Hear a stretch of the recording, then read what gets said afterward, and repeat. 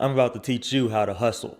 Right here, right now is the absolute most important time to make sure that you have some extra money coming in because we don't know what else is going to happen. 2020 literally just came out of nowhere and hit us like a truck with unfortunate events that have impacted the entire world. And I don't think most of us expected the financial impact that this year would have on us. Sure, you can save money, that's always an option, but how long is that saved money going to last you? And more importantly, how do you save money when you lose your one stream of income? You can't. So I'm going to help you out. I'm going to show you 7 brilliant side hustles that are social distancing friendly. You got to let them know. Stay back now. Nope. Get back. Nope. You are not 6 feet. Stay back. Stay back. You know what I'm saying? That fire lets them know you're serious. Hey, what's up? My name is Reggie Bryant, and I'm about to show you 7 brilliant side hustle ideas that earn hundreds and hundreds of dollars every single day. And on top of that, with these 7 ideas I'm about to give you, each of them has several examples for each idea that I give so that you're going to be able to come up with creative ideas of your own for your own unique side hustle that pertains to you.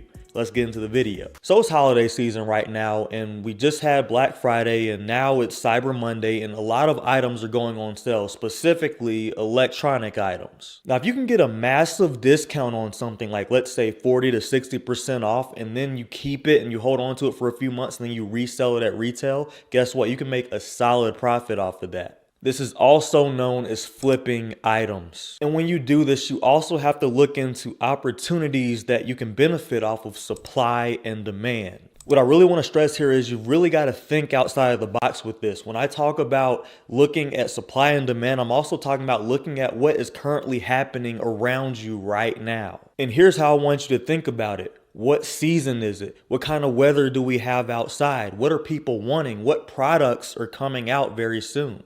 For example, the PlayStation 5 just got released earlier this month. Guess what? The people who understood supply and demand, they knew. They were like, man, a lot of people are going to want the PlayStation 5, but there's not going to be a lot of PlayStation 5s to give. They're going to be very scarce and they're going to go very quick, especially if you don't pre-order them. So what do? They figured out a way to get their hands on PlayStation 5s early for retail price, and then they would buy a bunch of them, like let's say 5 or 6 of them, and then they would turn around and sell them for double the price or almost double the price, and that's going to get them a very solid profit. And it's all because they took on the opportunity of supply and demand. Think about right now, we are living in a very strange time where we have to socially distance ourselves. Guess what? People make masks. Guess what? Those masks sell. There's a demand for masks that are comfortable. My face gets itchy because I have facial hair when I put a mask on, so I want something that feels good on my face. I want you to think about what season it is. What kind of weather are we having? Is it wintertime? Do you live in a place where it snows a lot? Because if you live in a place that snows a lot, you have to deal with a driveway full of snow or a patio or a deck full of snow. And guess what? These are shady areas where it takes forever for the snow to melt, typically speaking now. So that means you have to get out there and shovel. And I'm telling you right now, it's a chore to do. No one wants to do it. Trust me, people will pay you to shovel that snow out of the driveway, even their decks or patios. They don't want to deal with that. I mean, think about it. When it's hot outside, what do you see? What did you see growing up as a kid? You probably saw lemonade stands, ice cream trucks when it's hot outside, right? You already know people don't mind paying the extra price for something that's cold and refreshing in the middle of the summer. If you live in an area with a bunch of trees, you might see people raking leaves in the middle of the fall. And guess what? A lot of folks don't want to do that. People would pay you to rake their leaves. As you can see, that's pairing the 2 ideas of looking at supply and demand, but also looking at the current things that are happening. Speaking of seasons, this one summer when I was like 15, I had to have pulled in like $700 within a few days because I was working side by side with my grandfather, and it wasn't even my side hustle. It was actually his side hustle. He had a side business of pressure washing that he only really did during the summer. I was like, hey, Grandpa, I want to help you out. So we got together and we went to work. We pressure washed the driveways. We pressure washed the patios, pressure washed the front, side, back of the house. And, we did some good work. We'd only go to like 2 to 3 houses per day to pressure wash them, but I don't think people really understand just how much money there is in pressure washing. I had to really take into account who my grandfather's customers were. We're talking about people who are middle-aged who live in a ginormous neighborhood where everything is just really nice and pristine, and the houses are at the very minimum like 2,000 square feet, but most of them were well over 2,000 square feet. And you've also got to consider the fact that when you pressure wash a house, you're not only getting paid for your labor, but you're getting paid for the area that you're covering. So if you're just getting the house, that's still a lot of area. But if you get the house plus the driveway plus the patio, that's a lot of area to cover. So like I said, I was only 15, but the first day I made like $75. I only helped pressure wash one house that day. Then the second day I got $150 because we got more houses. Then the third day I got $300. That's a pretty good deal for a 15-year-old. I mean, you consider minimum wage job compared to that, $300 in one day? A minimum wage job can't compete with that. It just can't. And that was just my cut from what I was making helping out my grandfather. But if you consider what the entire business made, like what he actually made, that was like at least $300 to $400 per house we went to. So if he wanted to pressure wash like 5 to 6 houses in one day, then that's thousands of dollars a day. Even if he just made $1,000 a day, that's a very good profit. And it's just a side hustle, please. And maybe it's his mindset that I grew up seeing that really got me into wanting to create my own income for myself, because I always had a side hustle growing up, just throughout childhood. But the one side hustle that I found to be most profitable in my adult life, at least in my early 20s, costed me absolutely nothing to set up. But it still earned me at least an extra $200 every single month. And it's all because of a talent that I've been developing since I was in middle school, like at 11 years old, and that was drumming. And you see, I was able to monetize that, for one, because I was able to build my credibility. I had drums all throughout high school, all throughout college, and I've performed and traveled to several cool places. I even got to perform at a Carolina Panthers game in front of like 80,000 people. And I'm talking about the year they were actually good. You know, the keep pounding year. But basically that credibility allowed me to build a customer base of parents who wanted their kids to learn how to drum. So I taught young aspiring drummers, and I kept it very simple and very basic. I taught them how to read sheet music, and I taught them the basic fundamentals of drumming. And that was very successful because I got to do what I love to do. And if they were more advanced, I could teach them more advanced things. But bottom line, I earned $40 an hour just doing that. But I mean, you don't even have to go that far to build like a side business like I did. I mean, just think of something that you're talented at doing that people would pay for. Like, for example, my aunt is amazing. Like, she is cold at wrapping gifts. What time is quickly approaching us? Christmas, exactly. And even if you don't even celebrate Christmas, this is the time of the year where gifts are exchanged all throughout the next upcoming months. So here's the deal. A lot of people suck at wrapping gifts. I'm one of those people. I'm just telling you, people pay to get their gifts wrapped all the time. Like, let's say you just went to the store and you bought a pack of gift wrap, right? And let's say it was $10 and it came in a pack of 5 rolls. Now let's say you just charge $5 per gift that you wrap. Okay, so that means you have to wrap 2 presents for somebody in order for your gift wrap that you bought to pay for itself. But honestly, you could get away with charging more than that per gift, because guess what? If you're really good at wrapping gifts, they're paying for more than just you wrapping their gift. They're paying for your time. They're paying for your craftsmanship. They're paying for your attention to detail. I also had a friend in high school. He was pretty good at drawing, so he built a personal brand just based off of his art style. He had a very, very unique art style, and people liked it. So what did they do? They asked him to draw stuff for him, and he was like, you know what? I can make money off of this. And he was charging people anywhere from $20 to $60 per design. It was just a really smart business model that he had going for himself. And the more people walked around with his designs, the more people came to him wanting designs. Now, don't get me wrong. You don't have to have a specific talent, because some people genuinely feel as if they don't really have any real talent. But despite how people feel about their talents, everybody, absolutely everybody has knowledge in something. So this also goes as far as sharing your knowledge. You can monetize that. All throughout high school and college, ever since I was 14 years old, I have been working out. And I figured out what to eat, what workouts to do, what cardio to do that would optimize my results within my specific body type. And as I transformed from a toothpick to actually building some solid muscle and really developing my biceps, my triceps, my chest, literally everything, an influx of people started coming to me like, hey man, can I work out with you? Men and women, it didn't matter. And based on the goals that they told me they wanted to reach, whether it was building muscle, increasing stamina, burning fat, I was able to help them reach their goals. And I helped two of my friends in particular get ripped like super fast within like the first 3 months of them working out, just based off of the program that I had created and figured out over time. And one of the things I got in the habit of doing for myself was actually building individual workout routines that would switch every few months so my body doesn't get used to one specific workout routine. Once my friends started to catch wind of this, they were like, hey, can you build one for me? Can you make one specifically for my body type and for what I want to do? And that was when I knew. I was like, I could make money off of this if I wanted to. I even build workout routines for like when the gyms close. And speaking of, if the gyms decide to close again, I will find a way to work out just like I did during the first time the gyms closed out. I will do 300 push-ups a day if I have to. I will start curling my cat if I have to, or bench pressing my cat if I had to. I mean, shoot, whenever I do push-ups anyway, she jumps on my back. So she obviously wants to help me work out, right? That's for y'all who've been asking me to feature my cat more in my videos. There she is. I hope you were happy. She didn't like being featured in the video. She gave me an earful afterwards. But anyways, there's another example where in college, again, school related, but I hope you get the concept behind this. It's not necessarily specific to school. It's just any time where you have a group of people that can be around you at all times. That's when it's a really good time to have a customer base. So for some reason, when it came to physics, I was just really, really good. I mean, with anything relative to science or math, I was just ridiculous on. Like I was really good without really even trying. And it got to the point where classmates who didn't even know me would walk up to me, hey man, what are you doing later? You want to study? Yeah, I'd be like, no, I don't want to study. I want to study by myself. But it got to the point where people that I really knew and was close with, like my friends, I would actually tutor them in subjects that they struggled in for free, like physics. But that just goes to show there were a bunch of people outside of my friend group that would ask me for help with specific subjects. And now that I think about it, I could have charged like, all right, for $10. But when I was in college, I honestly wasn't like that. I was very I was well known, but I was to myself. So I really didn't want to deal with people like that, kind of like I am now.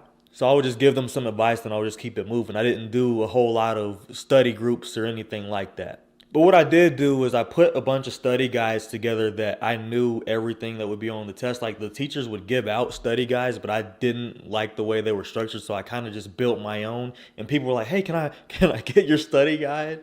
Again, I could have charged for that. And the whole point of this video is for you to see opportunity and where you can actually make some money. You obviously don't have to jump on every single opportunity. I know I didn't, but this video is all about side hustle, so why not, right? But outside of all the nerdy stuff that I keep talking to you about, if you have something that you're just really good at, like let's say you have a recipe that just slaps, you can definitely sell that recipe. People, if they taste your food and they really, really like it, they're like, what did you put in that? Make your recipe, write it down, you could charge for that. This right here, what I'm about to tell you, is going to be the most difficult side hustle to set up. It really is. It doesn't necessarily cost up front, but it just takes a pretty long time to actually set up and see a profit, especially when you compare it to everything else on this list. But here it is. Build an audience online. Notice how I said online and how I didn't say on a specific platform. And we already know we have Facebook, we have Instagram, YouTube, Twitter, now we have TikTok. Sure, you can monetize on all of these platforms. And of course, the most popular way of monetizing is typically through video after you hit certain thresholds and numbers of subscribers, followers, and views, whatever the case is for that specific platform. But I want you to think outside of the box because platforms are just that. They're platforms. Platforms can come and go. They might stay for a while, they may not. So I don't want you to put your eggs in one basket like, yeah, I'm going to go all in on YouTube. Yeah, I'm going to go all in on Instagram. And then a few years from now, that platform disappears and you're unprepared. That's not cold.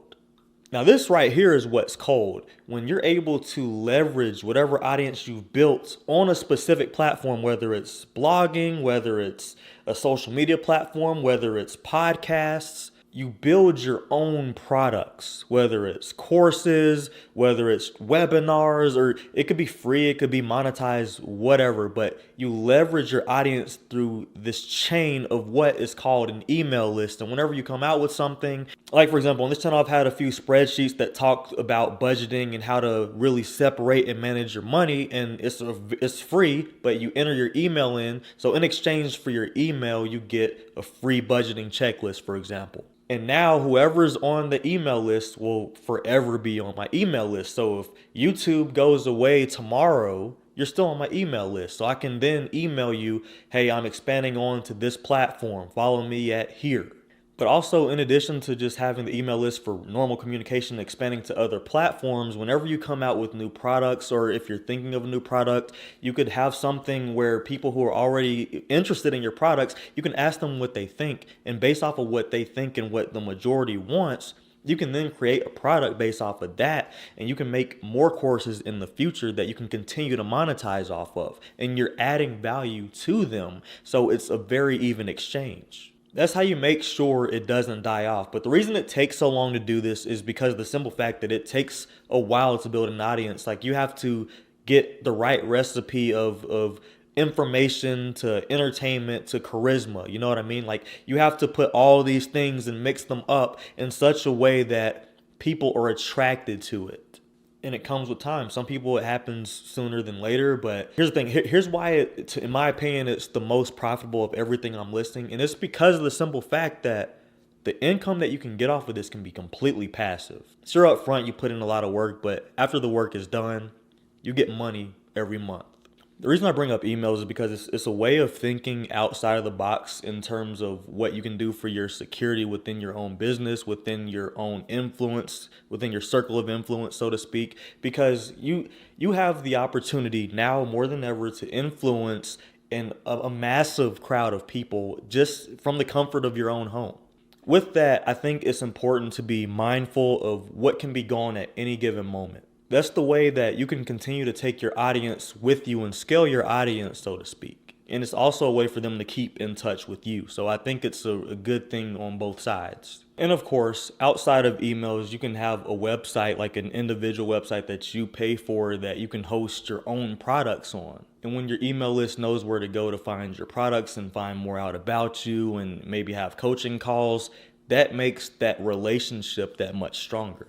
But again, what's most rewarding about this is the fact that you get passive income from it. And it doesn't come right away at all. Like I just said, it does not come right away at all. Please understand that. But once you achieve it, you come to the realization, now I'm making money in my sleep. Like, it took me a year and a half to get my YouTube channel monetized, right? But now I'm getting paid, like, no matter what I'm doing. Like, have you thought about this? No matter what you're doing, if you're sleeping, if you're showering, if you're eating, no matter what you're doing, you have money that's instantly just caking up in your bank account. Like, you're going to get money regardless of what you're doing because you've already put in the time. You put the work in up front.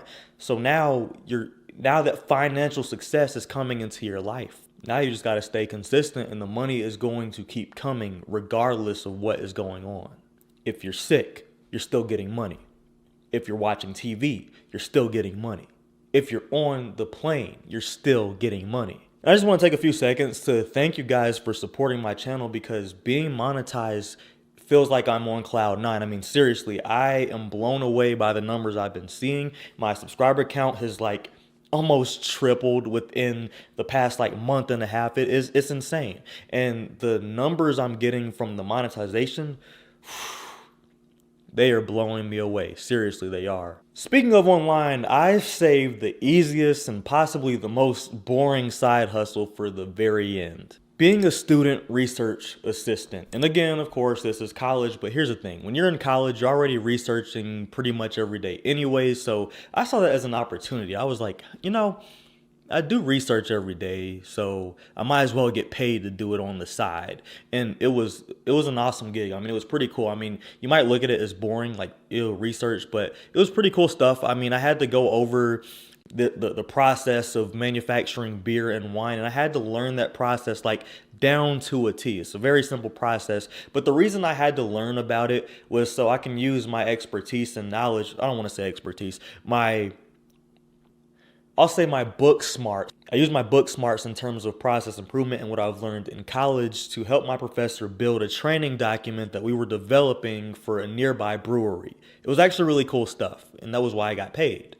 But I'm sure there's opportunities all around you that are good research opportunities that can pay you on the side for just something that you do. It felt like a hobby. Like when I would finish my homework, I would just do a couple of hours of research and build some of the training document and send it to my professor, and that was it. Easiest thing ever. It really did feel like a hobby. I mean, I controlled the hours. I was making $10 an hour, and since it was technically a part-time deal, I couldn't work over like I think 26 hours, but that was fine by me because I was a busy college student. But yeah, that's a super simple side hustle. You can honestly get into stuff like that if you just ask for it, or if you're a high performer in class, your professor might even approach you. That's what happened to me. But there's a ton of different ways to get into stuff like that. You can honestly just ask around and see what you can find, what programs your school has that, you can do research for on the side. And typically research projects, they will pay you. But now that you've lasted this long, you're going to hear my amazing sermon that I prepared just for this video. And this is actually a really serious topic, right? So I meant every word I said in the beginning of this video when I said, a lot of us were not prepared for this pandemic. A lot of us were not prepared in terms of savings. A lot of us were not prepared at all. Even businesses weren't prepared. I really want you to be prepared. And I can make hundreds of videos about saving money because I have several clever ways to save money. But what I really want you to understand is the mindset around saving money and being secure in that you're saving money. But what good does saving money do if you can't supplement the income that you already have? You know what I mean? If you can't add on to the income that you're already having, it's going to make saving worlds, like tons, harder. It just is. So my thing, where I stand on it is, I think it's more important to focus, especially if you're younger, to focus on increasing your income and saving at the same time. You can definitely do both because increasing your income doesn't necessarily mean that you have to spend any of your money. Like when I built my first side business of drumming that I was just talking about, I didn't spend any money on that. It was very simple to do, and maybe I can make a whole video on just me building that business from scratch, which didn't take long at all. It took like a day, literally like a day. So what I'm saying is keeping your priorities straight in all of this is what's very important, because what I don't want is for this stuff to blow over with all this pandemic mess going on. I don't want that to blow over and then everybody is just like going back to normal where they're just spending their money on crap that they don't need, getting further into debt. And then when something like this happens, they're like sitting around with their lip poked out. Ooh, I'm broke. No, there's none of that. That's not cold. You're supposed to be prepared for this stuff. You're a grown adult. You are responsible for your own financial situation. I don't care how harsh that sounds. It is the truth. If you can't afford to stay where you're staying due to a pandemic, if you're living paycheck to paycheck, if you are in a situation right here, right now, you need to figure out a way to build another stream of income. For some people, that's getting a side job, or for some people, that's getting a part-time job on the side. I personally don't recommend that. I think there's a lot more money in getting a side hustle, like the side hustles I just named. That's hundreds of dollars a day. A part-time job isn't necessarily going to pay you that. Plus, it's not going to come with the amount of stress that a part-time job is going to have. And you probably won't even be as tired as you would doing these as you would doing a part-time job. But it's not that hard to do. It'll take a little bit of work, a little bit of effort, but you can totally do it. I mean, I just want you to be as prepared as you can possibly be, because when this whole pandemic thing hit, sure, I was like, man, I'm kind of uneasy about this. But at the end of the day, my finances were prepared for any and everything that was going to go down. They just were. And we need to focus more on building wealth than saving money. There's a total difference. Anyway, that's the video for today. Thank you so much for watching. My name is Reggie Bryant, and this channel is all about personal finance and personal growth, so you can control your finances, and control your life. Thank you so much for watching. I'll see you in the next video. Stay cold.